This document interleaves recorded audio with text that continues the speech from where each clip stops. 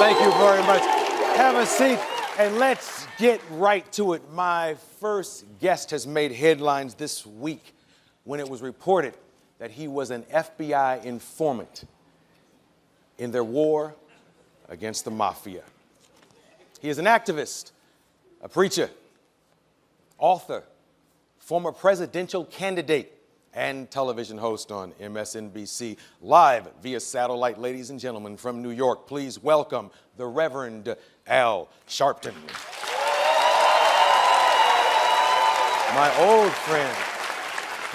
Reverend Al Sharpton, they're using the term confidential informant number 7 in the public this week. You are always number 1 in my heart, sir. And our hearts, confidential informant number 1 to us. Well, I think, first of all, I don't accept the whole premise of the story, but I do accept that we had the right to fight the mob. What happened is that in the 80s, the mob controlled the music industry. And when I, at a youth group at that time, began challenging some of the concert promotion and others, a guy came from out in Los Angeles and threatened me.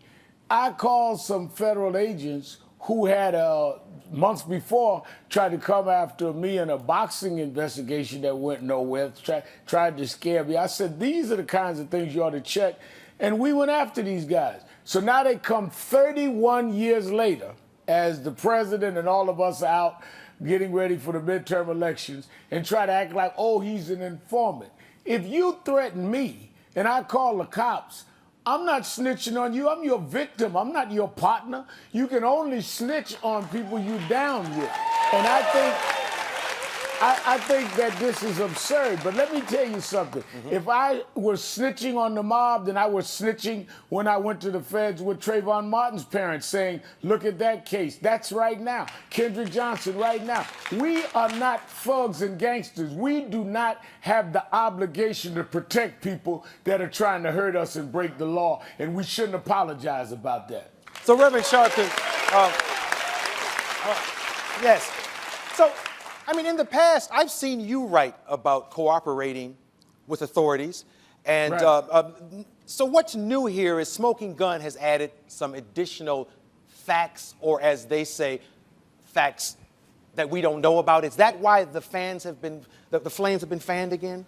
No, I think the reason that they're fanning the flames is National Action Network, my organization. Today, President Obama spoke there. 2 days ago at our national convention, Attorney General Holder did, and they're trying to distract people with a 31-year-old story and say, oh, here's some new documents about something that we put out years ago.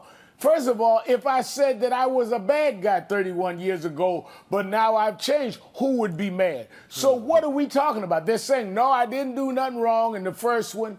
Oh, they tried to flip me. And I say they didn't. Then in this one, they're not denying anything. So what are we talking about? 31 years ago, Arsenio hadn't even told his first joke yet. So why are we all up in arms? As I look at Reverend Al Sharpton, the biggest crime is he looks so good here, and they're bringing out all the old pictures from when he was heavy. Now that's bad. I think that's embarrassing. I think the least they could do is show the new me. Oh, gosh. Hey, there is one new thing in the Smoking Gun article that I wanted to ask you about. Was there really like a briefcase with a microphone in it?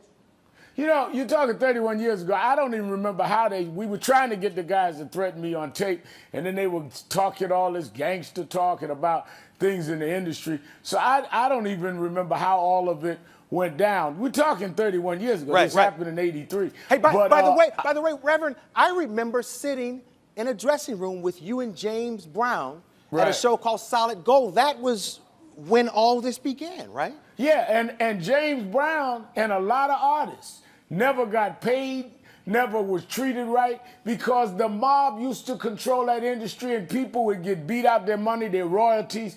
And when I stand up and say, wait a minute, you threaten me, I'm going to try to do something about it, I'm the bad guy. When have you ever heard of somebody being wrong for going and trying to stop mobsters? I should get a ticker tape parade.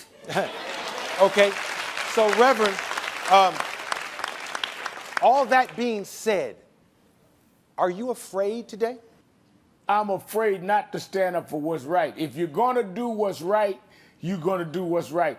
Young people should not be afraid to stand up and talk about gun violence and anything going on in their community. You're not a snitch, you're a good citizen. That's different than the way I was brought up. We need to teach kids that. Let's talk about your convention. You were with Barack Obama today.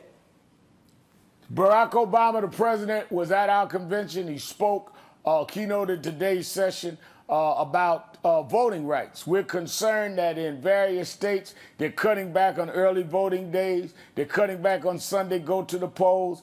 They're saying now you need government photo ID. Well, we're all for ID, but why do we need special ID now that millions of people don't have?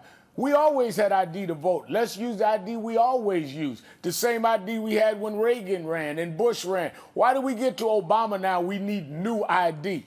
So we are out there dealing with these voter ID laws, but we're also going to be rallying people to vote in these midterm elections because we need jobs bills, we need infrastructure, and we cannot let them try in any way impede us from voting.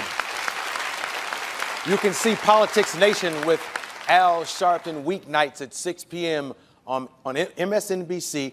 Please thank Undercover Brother for me. Ladies and gentlemen, Al Sharpton. Thank you, sir. I'll see you in the afro. Arsenio. Al Sharpton.